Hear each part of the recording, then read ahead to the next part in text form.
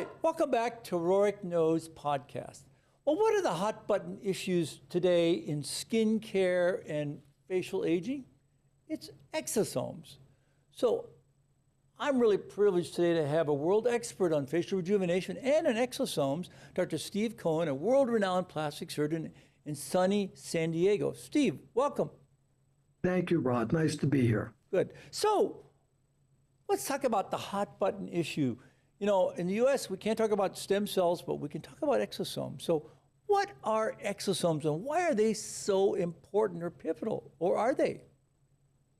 Well, I think they are. And what exosomes they're small bubbles that a cell makes by taking a portion of its membrane and bringing it inside. Then that little bubble collects materials from the cell, proteins, things like microRNA, other things that are going to be important because a damaged cell is calling out for help. And then the healthy stem cell that produces this exosome spits it into the circulation. It lands on a damaged cell, a cell that's inflamed, a cell that's dying, and it basically drops off those cargo into the cell and it repairs them. And this is what's fascinating about exosomes is they're cell communicators. And it's how, whether we have two cells in our body or whether we are human beings with billions of cells, this is how our cells have to communicate with each other. Yeah, it's a messenger. It's kind of, if somebody calls out for help, this exosome helps. And it's a precursor, it helps every cell. It's a precursor for stem cells. So how do you use exosomes today in your practice? Well, I don't use so much exosomes currently. I use something called a hybrisome, which is a bioengineered exosome. And it's a little different for two reasons. One, we use a bovine product because a bovine product you can put in the shelf at Nordstrom's like collagen. Okay. And two, we can go to very youthful tissue like bovine cord blood without harming an animal. And three, a hybrisome allows you to take the lipid layer or a liposomal agent and load it with other kinds of ingredients. So if you want to treat hair, it may be different than loading for skin. So it becomes a little bit more of an effective way of delivering these cargo to cells. So I use a hybrisome. The reason I also like this is because we have a lot of data on hybrisomes that we don't really have on pure exosomes. Some of the things we do know is, for instance, when exosomes are taken from older tissue. So for instance, if you take fat and you take the stem cells from fat and you culture them and you collect the exosomes they secrete, these are already patients that are 30 to 50 years of age. So you're going to get older signals. And we know that RNA in older exosomes has more properties that downregulates youthful functioning of a cell and upregulates some things that are not good for the cell. Whereas if you look at young exosomes, they actually have a completely different microRNA profile, and it's more related to longevity improvement, cardiac improvement, things like that. So it's very important, one, that we have youthful material. And currently, as I say, I use something in my office that's called a hybrisome. And I use this in many different ways. I use it for wound healing. I use it as an anti-aging product that's great because it addresses all facets of aging. So we use it as our base product, clean the face, put it on, and then after a couple months, re-diagnose and say, okay, you need a little more management for redness, you need a little more management for pigment, etc. And then we add other ingredients into the patient's care, like elastin products or other things that might address other aspects of aging. So this has been very powerful for us. I can't even keep these products on my shelf. We use it for hair. We do microneedle the hair, and then we have hair serums that have been very effective. Of course, it depends on the stage of your hair loss. Like, I'm not a great candidate, but you are. Yeah. So I think it really depends on stages. And then wound healing capacities, Rod, are surprisingly amazing. I have had patients that a former head of the American Board of Plastic Surgery sent me with a big slough, which it happens to all of us, maybe once every 10 years, but it happens.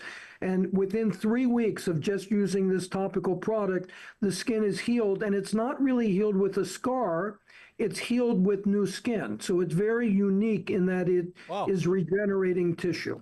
And the studies we've done, when you compare it to the most powerful ingredient in over-the-counter cosmetics, which is retinol, the studies we do, we kill retinol in all of these studies. So this is what I'm using right now. And that's commercially available?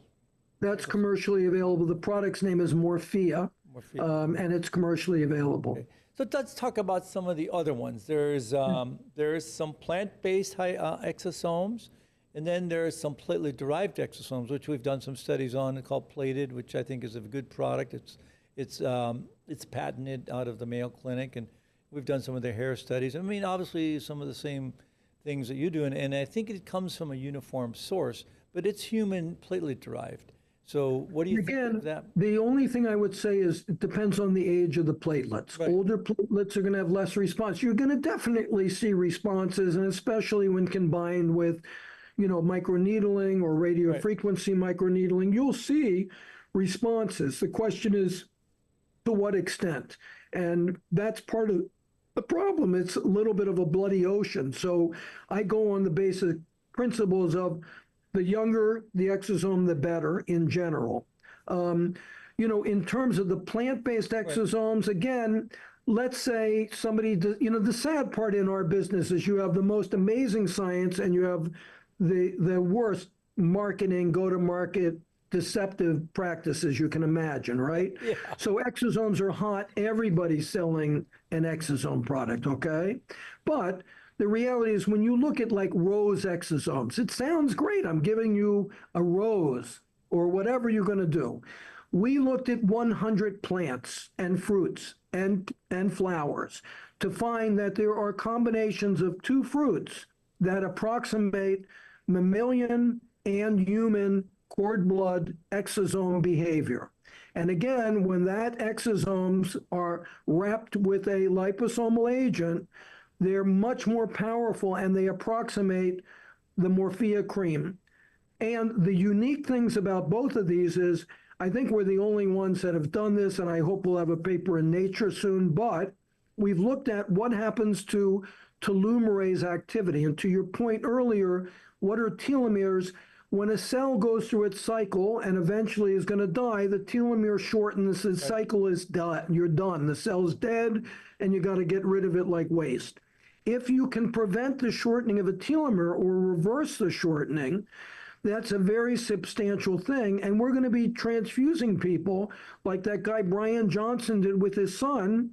Brian Johnson's that guy in LA who's going to try to live forever. Right. And he's doing a good job, but he took his son's plasma and he transfused himself because that's youthful exosomes being transfused into him.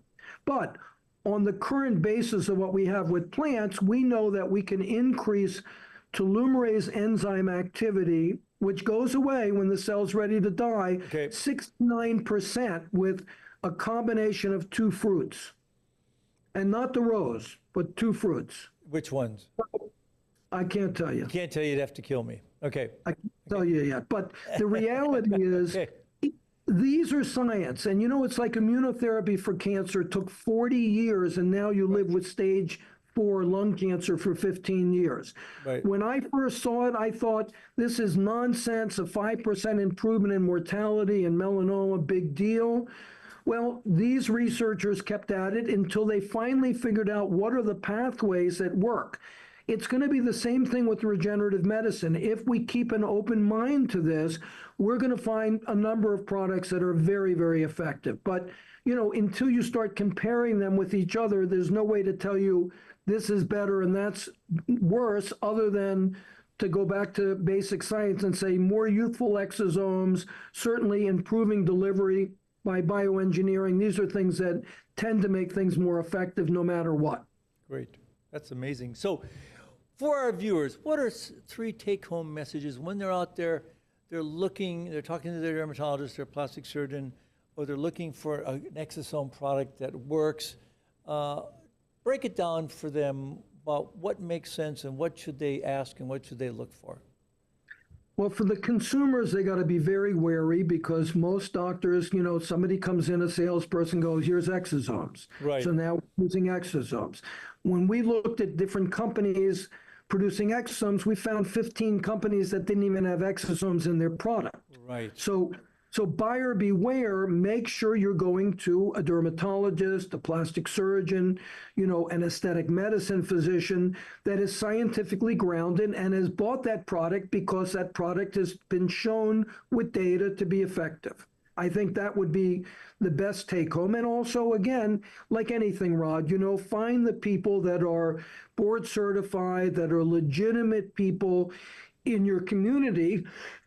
And don't go where it sounds too good to be true, because that's not what's going to happen. It's not going to be too good to be true. Yep. No, I agree. I mean, there's a lot of pseudoscience out there, and you're right. And until we get to what you've talked about, we have to sort this out. And so I'd say it's because exosomes are really a buyer beware type of product until you really look at the science, look at the credibility, look at the honest and ethical people that have developed it, and the scientists, and like you talked about. I think those are very, very wise words for the consumer, because I get questions about it all the time, every day, because I include exosome skincare into my regimen of the things I use and that I recommend, from vitamin C to retinol and exosomes. But it takes a little learning and a little explanation, just like you talked about. So For sure. yeah. What's great is ChatGPT. Yes, I know. It is. For a patient, go ask ChatGPT, what are the best brands? That will give you some relatively decent information to process even now. Yep. No, I agree. But like AI, you have to teach it, and you have to demand that it say, okay, but what is the science behind this exosome? And then all of a sudden, ChatGPT will take you to the next level. It'll take you to the deeper search type of AI, and I think that's a very, very good advice. So know before you go, and make sure that you look up and make sure exosomes are real and they truly work and that are safe. So thank you again, Dr. Cohen. Those are incredibly great, sage advice, as always. Thank you so much. And until next time, give us your thoughts, give us your comments on exosomes and beyond. Stay safe and stay informed.